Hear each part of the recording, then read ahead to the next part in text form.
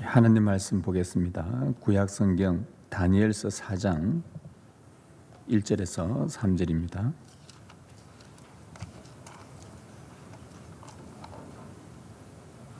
구약성경 1237면에 있습니다. 다니엘서 4장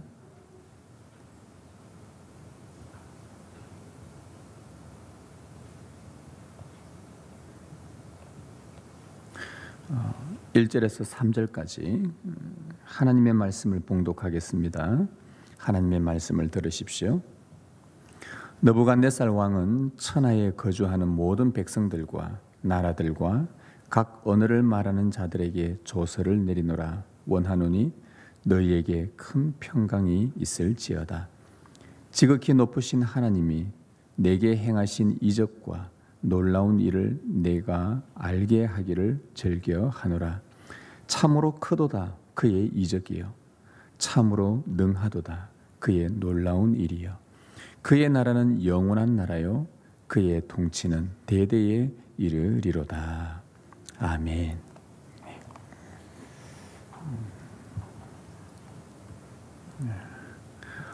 우리가 믿고 또 우리의 삶의 유일한 규칙으로 삼고 있는 성경 안에는 하나님이 참 위대하시다는 그런 증거들이 많이 나옵니다. 우리가 너무나 잘 알고 있는 천지를 말씀으로 지으신 그 하나님의 위대하심을 볼 수 있습니다. 또 그 만물을 오묘한 섭리로 아주 섬세하게 돌보시는 그 하나님의 위대함도 볼 수가 있습니다. 특별히 사람의 창조는 우리가 감탄하지 않을 수가 없습니다. 사람의 인체의 이 신비를 보면 볼수록 참 하나님의 그 창조의 위대함을 우리는 찬송하지 않을 수가 없습니다. 우리 뇌의 이 복잡한 이 뇌신경들, 또 우리 몸 안에 있는 여러 장기들, 또 혈관들, 세포들, 조직들이 얼마나 정교하게 유기적으로 활동을 하고 있는지, 우리의 크고 작은 근육의 섬세한 움직임들, 참 인체의 신비는 보면 볼수록 하나님께서 정말 놀랍게 창조하셨구나. 게다가 인간은 사고도 하고 말도 하고 글도 쓰고 어떤 무언가를 발명도 하기도 하고, 참 이런 인간을 보면 하나님의 지혜와 능력의 위대함을 우리는 볼 수가 있죠.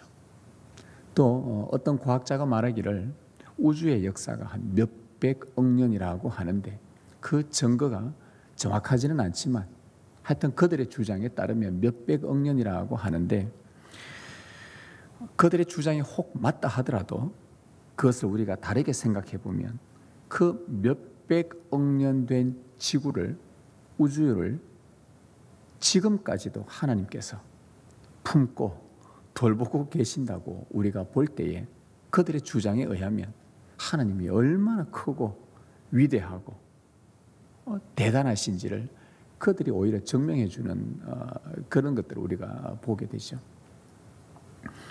어디뿐입니까?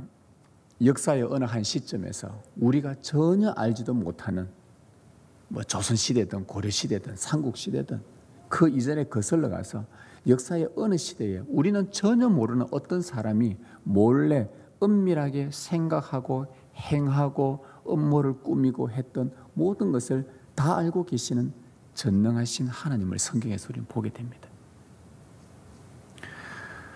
시대마다 나라가 세워지고 또 나라가 무너지기도 하고 하나님 모든 역사의 배후에는 하나님의 주권이 있었고, 그 일련의 역사 속에서도 자기 백성을 그때그때마다 구원해내시는 그런 하나님의 지혜와 권능을 우리는 성경에서 종종 보게 됩니다. 하나님 정말 위대하다는 것을 우리는 성경이 증명을 해줍니다. 이처럼 전 영역에서 나타나는 하나님의 위대하심은 우리가 찾아내려면 끝도 없고 한도 없고 무한하여 청량할 길이 없어 그저 찬양과 경배를 드릴 뿐입니다.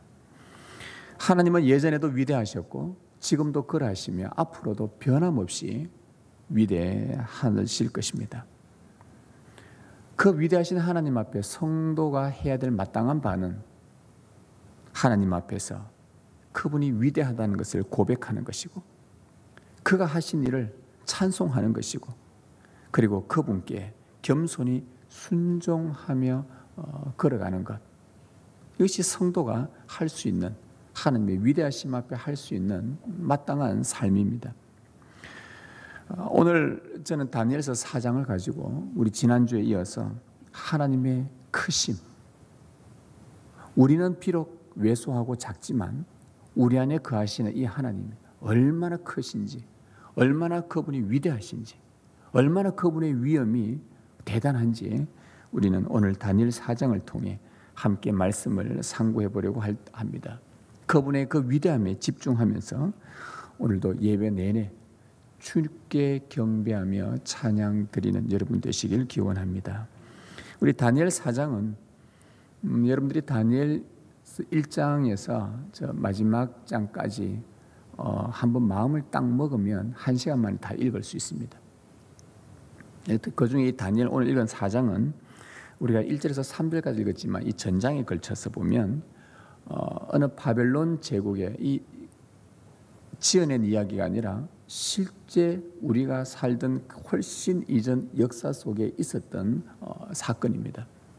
바빌로니아 제국, 신바빌로니아 제국, 그게 최고 통치자인 느부갓네살 왕이 꿈을 꾸었는데 그 꿈이 성경에 기록되어져 있고 하나님께서 자기 백성의 구원을 위해서 성경을 기록했다면 나와 전혀 상관없는 그 바벨론 제국의 왕이 꾸었던 꿈이 성경에 기록된 것을 볼 때 우리와 얼마나 밀접한 관계가 있는지, 전혀 모르는 사람의 꿈인데 왜 성경에 기록하셨는지, 그리고 그 꿈이 성취되는 것을 통해 오늘 우리 성도인 우리에게 중요한 진리를 말하고 있다는 것을 우리는 발견하고 말씀을 들을 수 있어야 하겠습니다. 이 바빌론 제국의 느부갓네살 왕은 세상에서도 손꼽힐 만큼 아주 위대한 업적을 남긴 아주 대단한 왕으로 그렇게 역사가 기록을 하고 있습니다. 그는 예루살렘을 정복했습니다. 그리고 우리 성경에 나오는 이스라엘 백성들 남유다를 모조리 바벨론으로 포로로 잡아갈 때에 통치했던 왕이 바로 이 느부갓네살 왕입니다.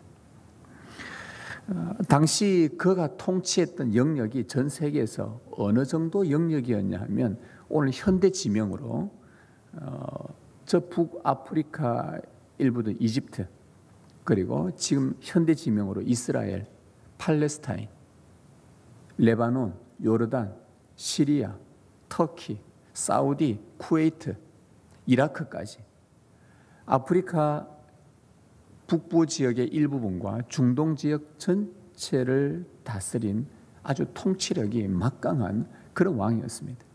그 업적이 얼마나 위대하고 대단한지, 특히 세계 7대 불가사의 중에 하나라고 하는 바빌론의 공중정원, 하늘정원이라는 것, 그거는 지금까지도 역사가 아주 뛰어난 건축물로 평가를 받고 있을 정도입니다. 이 느부갓네살 왕, 그냥 우리는 성경에서 흔히 들었지만 일반 사람들도, 역사를 좀 아는 사람들은 이 왕에 대해서 좀 알 수 있으나 그러나 웬만하면 이 왕에 대해서 잘 모르는 사람들이 많습니다. 그러나 우리는 워낙 성경을 접하고 설교를 듣다 보니까 바벨론이라는 제국에 느부갓네살 왕이 있었구나, 느부갓네살 1세가 있었고 또 2세가 있고 뭐 여러 왕들이 있었다라는 것을 우리는 알게 됩니다. 그런데 그가 중요한 것은 그게 중요한 게 아니고, 이 업적이 중요한 게 아니고 오늘 성경에 기록된 그의 꿈 이야기입니다. 하나님께서 이 꿈이 우리와 무슨 상관이 있기에 오늘 이 꿈을 기록하게 하셨고, 전혀 한 번도 만나보지 못했고 느부갓네살이 우리한테 밥 먹여준 것도 없고 우리 인생에 그렇게 관계된 사람도 아닌데 왜 생뚱맞게 그 역사 속에 한 왕, 그것도 하나님을 모르는 이방 제국의 왕의 꿈을 기록해서 우리에게 말씀하시는 건가? 그가 이 느부갓네살이 엄청난 부귀와 권력과 영화를 얻었는데 그가 꿈을 하나 꾸었습니다.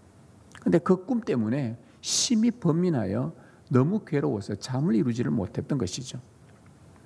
아무리 위대한 왕이라도 참 이 꿈 하나에 괴로워할 정도로 인간은 연약하다는 것을 우리는 볼 수 있습니다.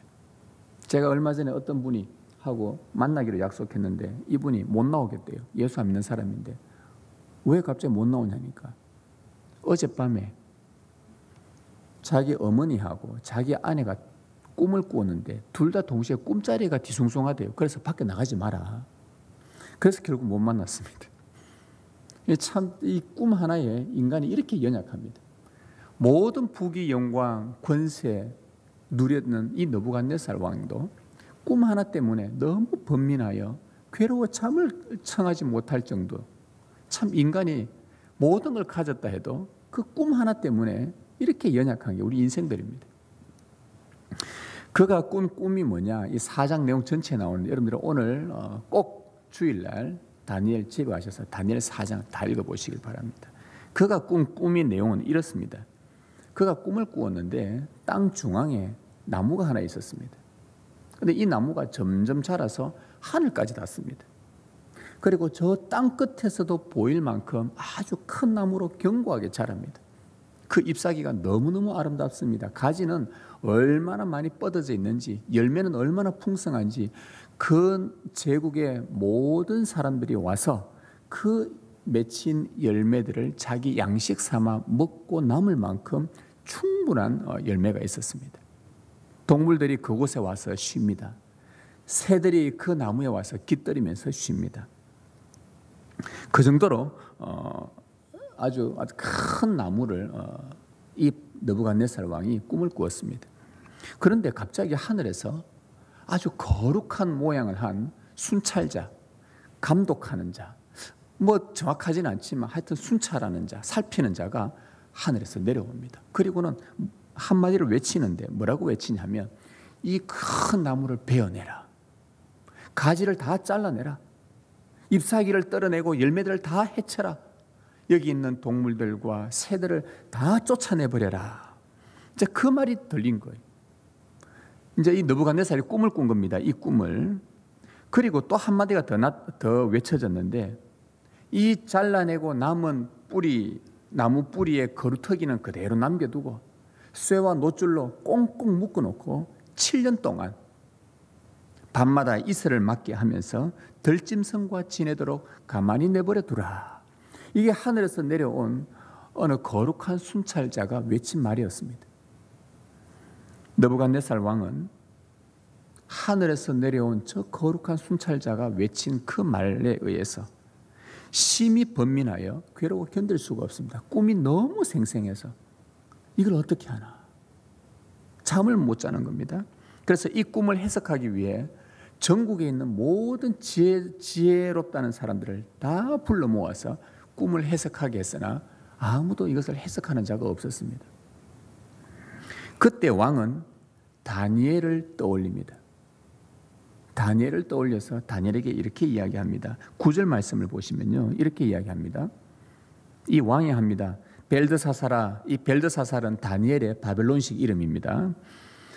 벨드사사라, 네 안에는 거룩한 신들의 영이 있은즉 어떤 은밀한 것이라도 네게는 어려울 것이 없는 줄을 내가 아노니 내 꿈에 본 환상의 해석을 내게 말하라.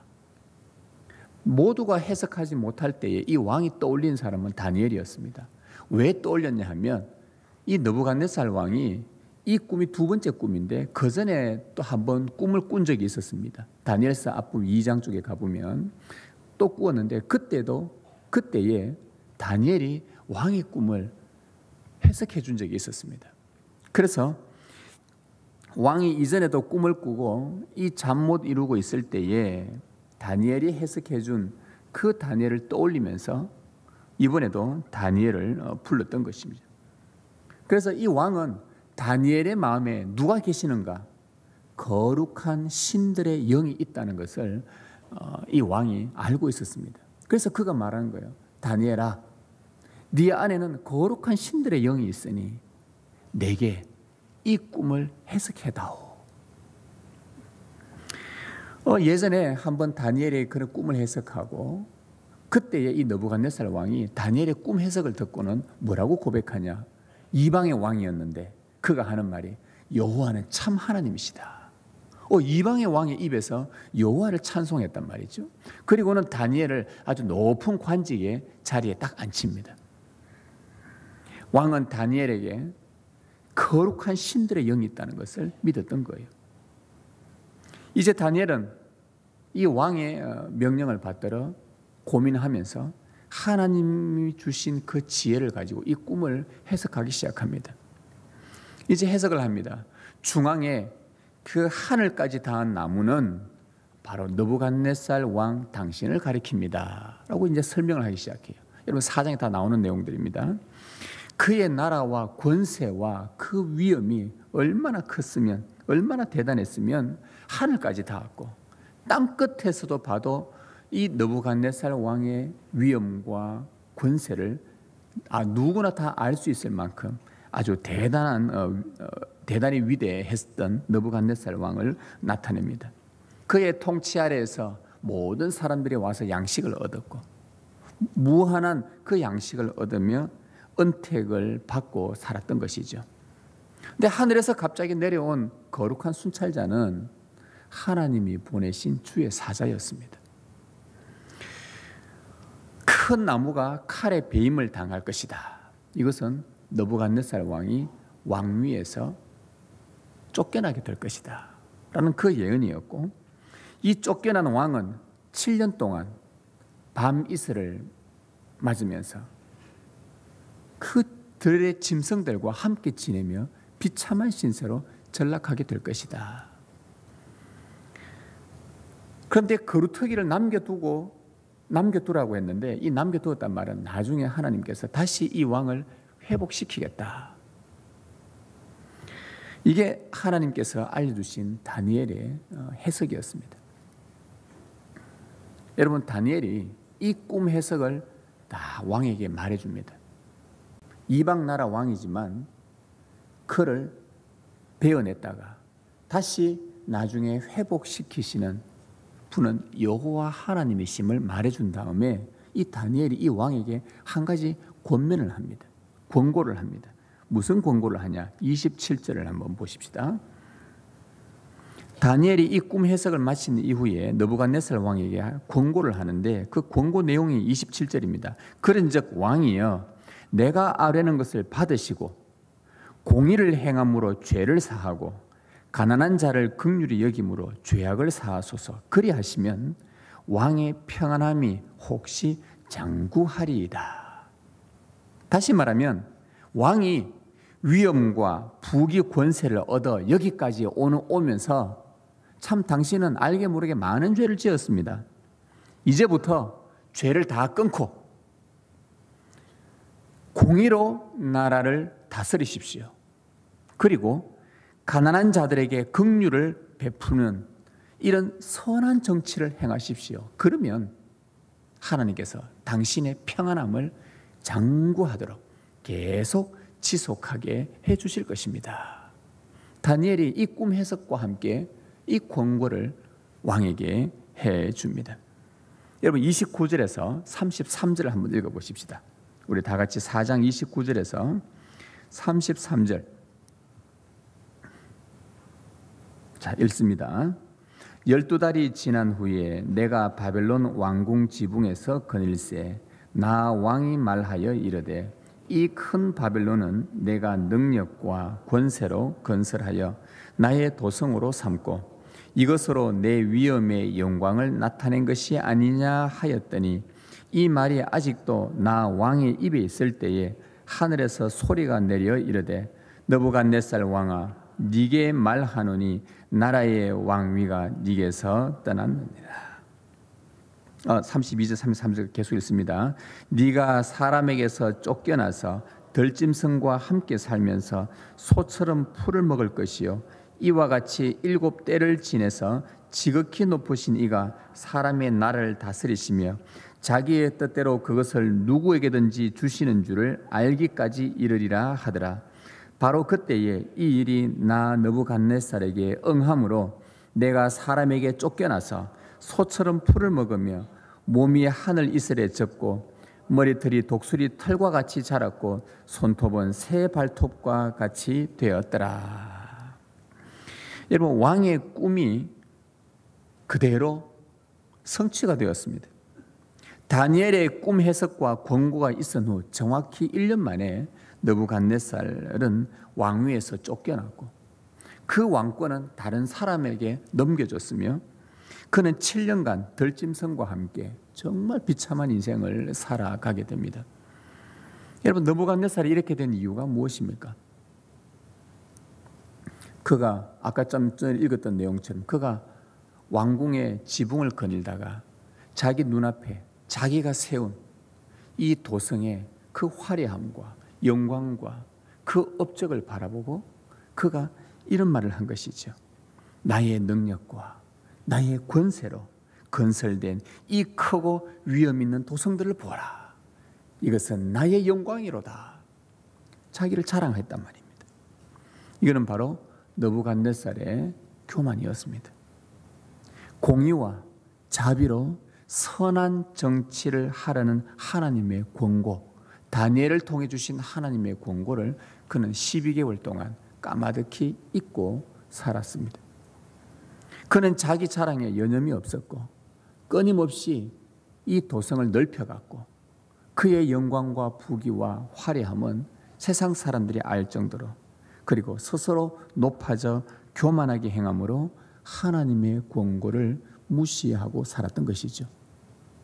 여러분, 솔직히 말해서 이방 제국의 왕이 굳이 다른 나라가 섬기는 신의 말을 들을 필요가 있습니까?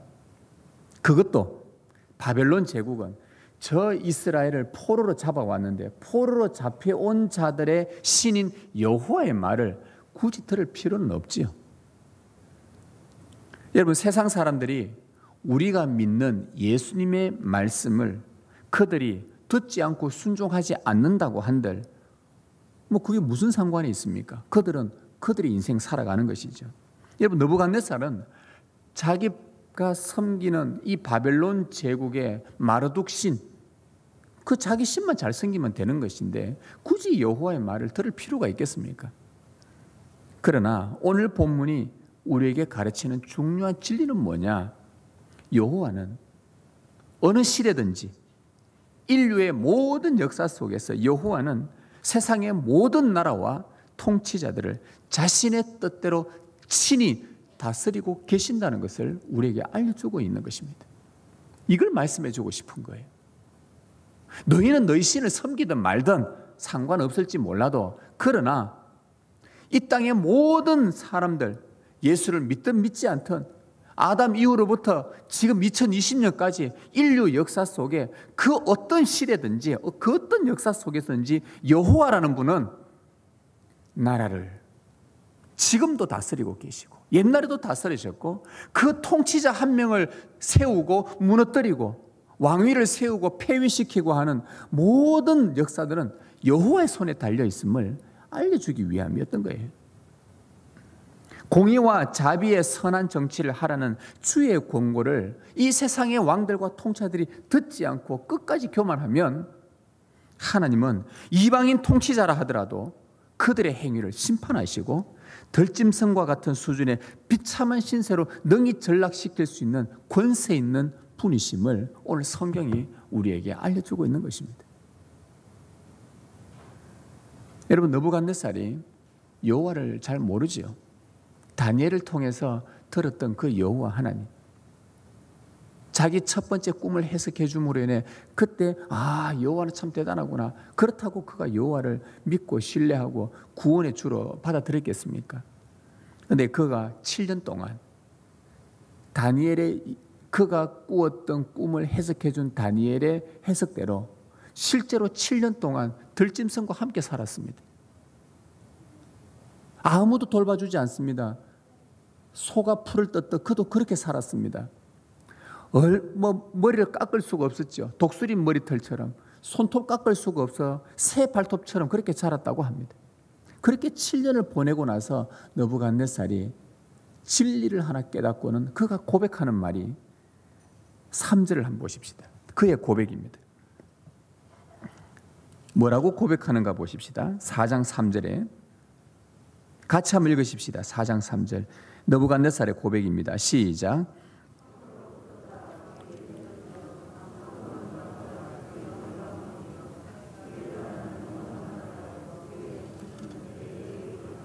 그리고 34절, 저 마지막 가보십시다. 34절에서 37절 마지막 절까지입니다.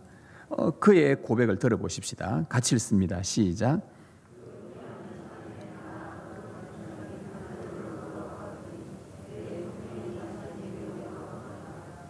이에 내가 지극히 높으신 이에게 감사하며 영생하시는 이를 찬양하고 경배하였나니 그 권세는 영원한 권세요 그 나라는 대대에 이르리로다. 땅의 모든 사람들을 없는 것 같이 여기시며 하늘의 군대에게든지 땅의 사람에게든지 그는 자기 뜻대로 행하시나니 그의 손을 금하든지 혹시 이르기를 네가 무엇을 하느냐고 할 자가 아무도 없도다. 그때에 내 총명이 내게로 돌아왔고 또 내 나라의 영광에 대하여도 내 위엄과 광명이 내게로 돌아왔고 또 나의 모사들과 관원들이 내게 찾아오니 내가 내 나라에서 다시 세움을 받고 또 지극한 위세가 내게 더하였느니라.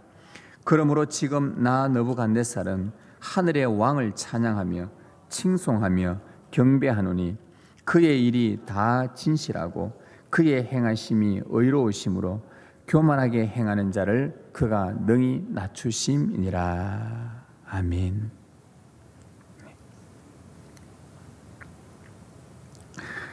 느부갓네살이 7년간 짐승처럼 살고 난 이후에 하나님께서 그 꿈대로 다시 그를 왕위를 회복시킵니다. 그리고 그가 처절하게 하나 진리를 깨달은 것이 바로 방금 읽은 내용입니다. 여호와의 나라는 영원하도다. 자기 나라가 영원할 줄 알았는데, 자기의 영광과 자기의 위엄이 영원할 줄 알았는데 이거 아니다. 여호와의 나라만이 영원하다. 그의 통치는 대대에 자손 대대로 이른다. 하늘과 땅의 모든 만사를 여호와의 뜻대로 이루어진다는 것. 여호와가 하신 모든 일은 진실하고 모두가 의롭다는 것. 교만하게 행하는 자는 누구든지 여호와께서 낮추신다는 것.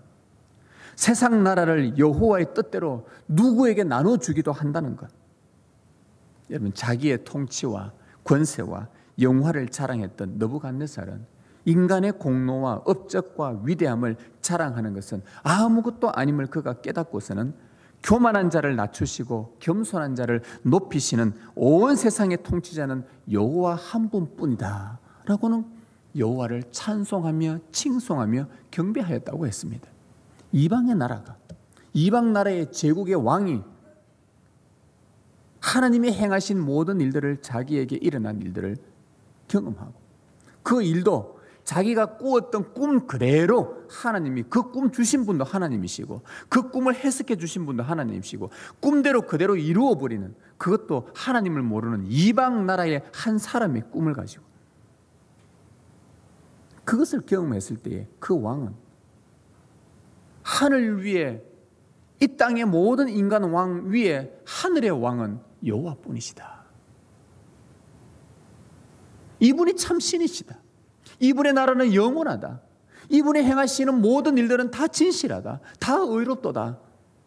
자기의 뜻대로 누군가에게 왕권을 주기도 하시고 자기의 뜻대로 어떤 나라를 무너뜨리기도 하시고 모든 통치자의 중에 통치자, 만왕의 왕은 여호와 하나님뿐이시도다. 그렇게 찬양하고 영광 돌리면서 자기 백성들에게 이것을 알리고 있는 거예요. 이 일을 알리고 있는 거예요. 지금 하나님을 모르는 이방 제국의 한 왕이 이런 고백을 하고 여호와를 높이는 찬양과 경배를 했다는 것은 참으로 놀라운 일인 것입니다. 여러분 주위에 예수 안 믿는 사람들이 이런 고백하던 분이 있던가요? 여러분 찾기 어렵습니다. 그러나 하나님은 이것을 기록으로 남겨놓게 하시고 오늘 우리에게 무엇을 말씀하고 싶어 하시는가? 여러분 이 다니엘 4장은 이방 나라를 다스리시는, 여전히 지금도 다스리고 계시는 하나님을 보여주는 것, 공의를 행하지 않고 자비를 베풀지 않는 이 세상의 위정자들을 바라보면서 우리가 하나님 저들에게 심판해 주십시오. 공의도 행하지 않고 불법을 행하고 선한 정치를 하지 않고 악한 정치를 하는 저 세상의 위정자들을 주님 심판해 주십시오 하라고 우리에게 기도하라고 가르치기 위해 이 본문을 주신가? 뭐 그럴 수도 있습니다. 충분히 그것도 우리에 적용할 수 있는 말씀이죠. 그러나 하나님은 지금 이 다니엘의 내용을 통해, 느부갓네살 왕의 내용을 통해 지금 자기 백성에게 말하고 싶은 것이 있는 거예요. 여러분, 이 성경은 우리에게 주어진 것 아닙니까? 역사 대대로 하나님의 백성에게 주어진 말씀이에요. 불신자들도 이 성경을 읽기도 하지만 이게 무슨 말인지 이해를 잘 못합니다. 오늘 우리에게 이 말씀을 주신 것 아닙니까? 왜 이 말씀을 주셨는가? 여러분, 다니엘은 그가 총리로 있지만 그러나 자기 이스라엘 백성은 지금 포로로 있는 상황입니다. 바벨론에. 다니엘은 고민을 하며 생각을 합니다. 왜 우리 동족 이스라엘이 지금 이 바벨론의 포로로 잡혀왔는가? 하나님의 백성이 왜 이방 나라의 왕의 통치 아래서 비참하게 살아야 하는가? 지금 다니엘은 총리로 있으면서 자기 동족이 포로로 잡혀온 것을 보게 된 겁니다. 하늘까지 닿을 정도로 그렇게 견고했던 다윗 왕조가 솔로몬의 통치 아래서 안식하며 의식주에 부족함이 없이 태평천하를 누렸던 이 왕국이 왜 이렇게 망가져서 비참하게 되었는가? 다니엘의 눈에 비친 자기 민족의 모습이었죠. 왜 하나님의 교회들이 맛을 잃은 소금처럼 이방인들에게 짓밟히도 이토록 수치를 당하게 되었는가? 이게 다니엘의 질문이었습니다.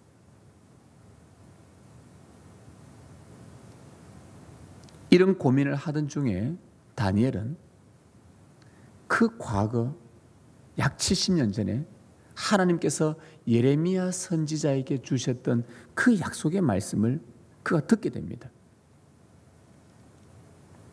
그 말씀에서 자기 민족이 왜 이렇게 이방 나라의 포로로 잡혀가 비참하게 들짐승처럼 살아가게 되었는지, 어디 피할 곳도 없고 묵을 곳도 없고 정말 비참한 신세로 전락하게 된지 그 이유를 하나 발견하게 됩니다. 예레미야 선지자를 통해서 들려주던 그 말을 통해서 그 이유는 다름이 아니라 이 백성들의 교만과 불순종 때문이었다는 것을 그가 깨닫게 됩니다. 내 백성이 하나님 앞에 교만했구나. 내 백성이 하나님 앞에 불순종했구나. 왕과 선지자와 제사장, 그 나라의 지도자를 비롯해서 모든 백성들이 공의로 나라를 다스리지 않고 가난한 자에게 자비를 베푸는 선한 정치를 하지 않으므로 여호와의 율법을 무시했던 것입니다. 주의 계명을 마음에 두지 않았습니다. 겉으로는 누가 봐도 예배 잘 드리는 자들이었는데 이 속마음은 너무나도 세속적이었던 것입니다. 주의 말씀은 온데간데였고 심히 교만하며 자기들 잘난 맛에 살고 있었던 이스라엘 백성들의 그 예레미야에 준 약속을 보니 이 백성들의 삶이 이랬던 거예요. 다니엘은 이 예언을, 이 약속을 들으면서 순간 자기 머리에 두 가지 그림이 겹쳐지게 됩니다. 한 가지 그림은 뭐냐? 얼마 전 느부갓네살 왕이 교만하여 여호와의 권고를 무시하다가 7년 동안 비참하게 살았던 그 삶의 그림이 선명하게 그려진과 또 동시에 또 한쪽 그림은 뭐냐? 자기 백성 이스라엘이 하나님의 권고를 무시하다가 70년간 비참한 포로로 살았던 이 삶이 자기 머릿속에 딱 오버랩된, 딱 겹쳐져 버린 거예요.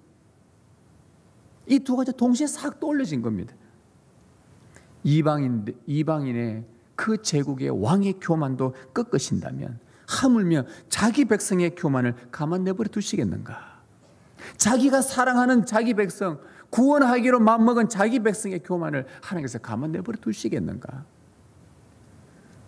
다니엘은 포로가 된다는 이 약속의 말씀과 동시에 그가 또 하나 들었던 예레미야의 예언 중에 뭐가 있었냐? 70년 이후에 이 민족을 하나님이 회복하시겠다는 이 약속도 동시에 들은 겁니다. 그림이 너무 똑같은 거예요. 느부갓네살을 무너뜨렸다가 다시 회복시키는 것처럼 이스라엘 백성도 무너뜨렸다가 70년 만에, 느부갓네살은 7년이고 이는 70년 만에 다시 회복시킨다는 이 약속을 듣고서 다니엘이 그때부터 마음을 먹고 금식하기 시작합니다. 금식을 선포합니다. 베옷을 입고 머리에 재를 덮어쓰고 정말 겸비한 모습으로, 세상에서 그가 취할 수 있는 가장 겸비한 모습으로 납작 엎드려 하나님께 기도하기 시작합니다. 그게 다니엘서 9장에 나오는 내용들이에요. 그의 기도에서 그는 자기 백성이 하나님의 말씀을 무시한 교만한 죄인임을 그가 고백을 합니다. 그리고는 그 백성들을 대신해서 우리가 범죄하여 패역한 백성이 되었노라, 되었도다, 이 말을 반복하면서 겸비하게 무릎 꿇고 통회하며 하나님께 그가 기도하기 시작합니다.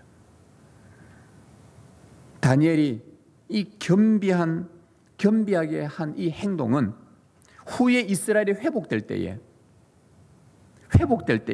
백성들이 더 이상 너희가 교만하게 굴지 말고 하나님의 언약에 겸손하게 무릎 꿇어야만 구원이 임한다는 것을 다니엘이 겸비하게 무릎 꿇는 이 모습을 통해 그들이 배우도록 하기 위해 이것을 기록을 해놓은 것입니다. 여러분, 후에 다니엘의 역사 이후에 세월이 400년 500년이 지납니다. 예수님이 이 땅에 오셔서 그분이 외쳤습니다. 회개하라, 하나님 나라가 가까이 왔느니라. 선언하셨을 때에 이 주의 말씀을, 하나님께서 당신의 나라를 회복하실 이때에 주의 말씀이 선포되었을 때에 필요한 것은 겸손하게 그 주의 권고의 말씀을 겸손히 받아들이는 자들은 구원으로 인도되었지만, 그러나 끝까지 교만하여 자기 욕망을 따라 주의 말씀을 거부하고 듣지 않은 자는 느부갓네살 왕처럼, 이 이스라엘 민족들처럼 구원에서 멀어진다는 것을 말씀하고 있는 겁니다.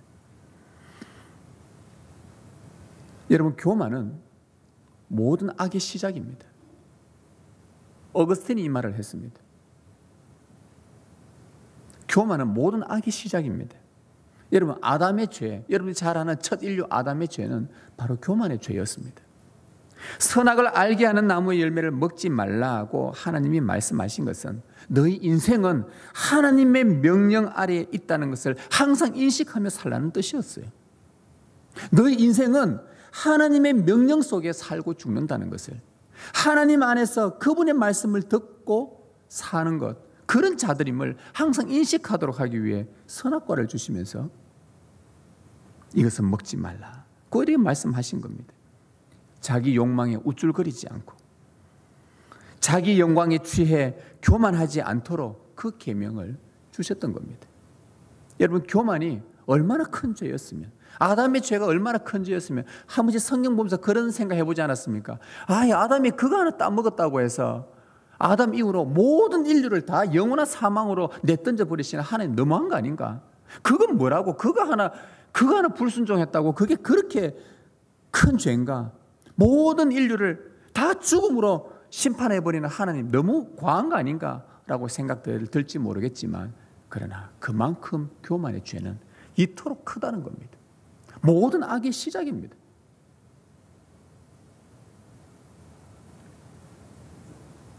얼마나 이것이 큰 죄였으면 이토록 무서운 형벌을 주님께서 내리셨겠습니까? 그러나 여러분, 하나님의 위대한 역사는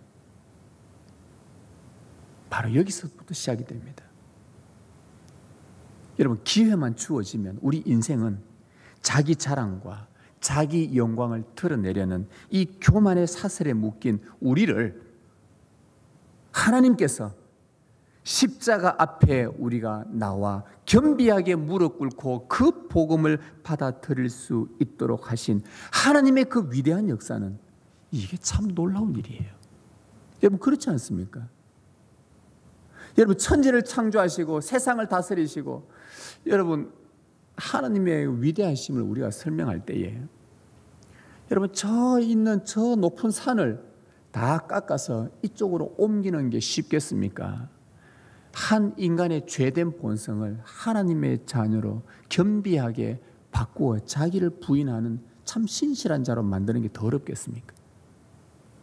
여러분, 뭐가 더 어려운 것 같습니까? 산을 옮겨 이쪽으로 이동시키는 게 쉽겠습니까? 한 인간을 겸비하게 만들어 주 예수 그리스도의 복음을 믿도록 하는 게 더 어렵겠습니까? 세상에서 가장 힘든 일이 사람을 바꾸는 것입니다. 왜? 사람은 이 안에 자기 옛 본성 속에 거기에 묶여서 살기 때문이죠. 기회만 주어지면, 틈만 나면 우리의 자랑과 우리의 영광을 드러내려는 이 교만의 사슬을, 여기에 묶여버린 우리를 하나님께서 우리를 겸비하게 만들어 십자가 앞에 무릎 꿇도록 만들으신 그 하나님이 얼마나 위대하냐 이 말입니다. 완악하고 불순종했던 여러분의 마음을 성령의 은혜의 담비로 촉촉하게 기경해 주셔서 주 예수의 십자가의 복음을 겸손히 받아들이도록 역사하신 그 하나님의 위대하심, 얼마나 놀랍습니까? 참된 생명이 어디 있는지도 모른 채 평생을 세상의 풍조를 따라 살고 세상의 교훈에 기웃거리면서 그것 붙잡고 육신의 옛 본성이 원하는 대로 살던 여러분을 생명의 말씀에 순종하도록 겸손하게 하신 그 성령의 역사는 가히 놀라운 일입니다. 우상을 만들며 우상에게 빌면서 헛된 것을 추구하며 영원한 지옥으로 달려가던 여러분을 겸비하게 하셔서 여호와만이 온 세상의 주가 되도록 믿음을 주신 하나님의 역사는 얼마나 위대합니까? 말씀을 듣고도 우리는 세속화에 찌들려서 물들어서 또 불순종하는 여러분을 예배로 또 초청하시고 또다시 그리스도의 의로운 피로 씻어주시며 언약 갱신의 기회를 또 주시고 주의 형상으로 빚어가도록 여러분을 겸손케 하여 이 자리에 나와 주의 말씀을 듣도록 순종케 하신 그 하나님의 역사 참으로 위대하지 않습니까? 하나님은 세상에서 가장 힘든 일을 행하고 계십니다. 다른 만물들은 말씀하면 그냥 그 자리에서 나타나는데 우리 인생은 강압적으로 하지 않고 하나님은 오래오래 기다려 주셔요. 얼마나 어려운 일을. 그러나 결국 하나님은 이 일들을 행하시니 얼마나 위대하십니까? 지금도 세상 나라와 통치자들의 교만을 꺾으시고 겸손한 자를 세우시는 하나님의 위대하심을 우리는 찬양하지 않을 수가 없습니다. 또한 겸손히 순종하는 신실한 주의 자녀들을 통해, 주의 성도들을 통해 지금도 당신의 영원한 주의 나라를 세워가시는 그 위대하신 하나님을 칭송하지 않을 수가 없습니다. 영원한 나라에 들어갈 합당한 자격은 주의 권고의 말씀을 겸손히 받아들이고 순종하는 것입니다. 자기 자랑, 자기 영광을 늘어놓는 이 죄인의 본성을 진실로 회개하고 주님의 은혜에 겸비하게 무릎 꿇을 때에만 우리에게는 소망이 있는 것입니다. 이방의 한 나라에 실제 있었던 이 사건들을 우리에게 들려주시면서 세상의 모든 왕들을 다스리고 계시는 그 하나님을 드러내실 뿐만 아니라 이 모습을 보고서 자기 백성을 향해 너희도 이와 같으면 이런 결과를 맞이하게 될 것이다. 그러나 내가 내 백성을 겸비하게 하여 겸손하게 하여 주의 권고의 말씀을 듣고 순종하도록 내가 이 일들을 끊임없이 역사하여 내 나라를 만들어가게 될 것이다. 주의 나라는 영원하다. 내가 하는 모든 일들은 진실하다. 내가 하는 모든 일들은 의롭다. 하나님만이 높임 받으시옵소서. 하나님은 이 일들을 앞으로도 계속 해나가실 것입니다. 여러분들을 구원으로 끊임없이 인도하시기 위해 여러분을 주의 말씀 앞에 겸손하게 순종하도록 해나가실 이 하나님의 위대하심을 여러분 찬송하시길 바랍니다. 바벨론 제국의 왕이 거룩한 영으로 충만했던 그 다니엘을 통해 하나님의 위대함을 목도하고 찬양했던 것처럼 구원받은 여러분 안에도 거룩한 하나님의 성령이 내주하고 계시고 여러분을 충만케 하셔서 어디서나 겸손하게 주의 말씀을 여러분이 따를 때에 세상은 여러분을 통해 하나님의 위대한 역사를 보게 될 것입니다. 그럴 때 세상은 거룩한 성령의 가르침에 겸손하게 순종하는 여러분의 말에 귀를 기울일 거예요. 땅끝에 수많은 사람들이 하나님의 위대하심을 찬양하는 그날까지, 물이 바다를 덮은 같이 온 세상이 여호와를 찬송하는 그날까지 영원한 주님 나라에 합당한 자로 겸손히 행하며 살아가는 신실한 주의 성도들 되시기를 바랍니다. 그렇게 행하시는 하나님의 위대하심을 찬송하며 살아가시길 주님의 이름으로 기원합니다. 이 은혜가 여러분과 여러분 가정 안에 가득하기를 주의 이름으로 축원합니다.